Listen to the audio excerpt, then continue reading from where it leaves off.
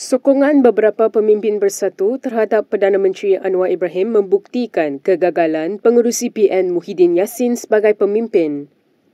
Pengarah Komunikasi Pemuda Amanah Nasional Hazmi Hassan berkata, keadaan itu juga jelas memperlihatkan gabungan parti pembangkang semakin kucar-kacir. Dalam satu kenyataan, Hazmi menegaskan rakyat juga akan menyedari bahawa Muhyiddin tidak memenuhi syarat untuk menjadi ketua pembangkang kerana kelemahan dan sentiasa gagal dalam memimpin. Sebelum ini, 4 ahli parlimen bersatu mengisytiharkan sokongan terhadap pentadbiran Anwar.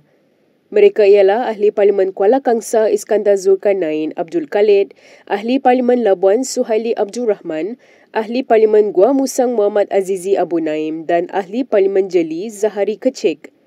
Kesemua mereka membuat keputusan itu dengan alasan demi kepentingan dan kebajikan pengundi di kawasan masing-masing. Dalam pada itu, Hazmi berkata Muhyiddin sebelum ini menunjukkan kegagalan sebagai Perdana Menteri ketika era pandemik COVID-19 apabila menjadikan darurat sebagai benteng untuk terus berkuasa.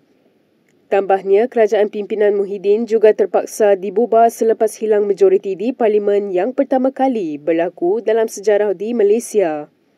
Justru Hazmi mencadangkan agar Muhyiddin bersara dari politik demi masa depan Malaysia yang lebih baik.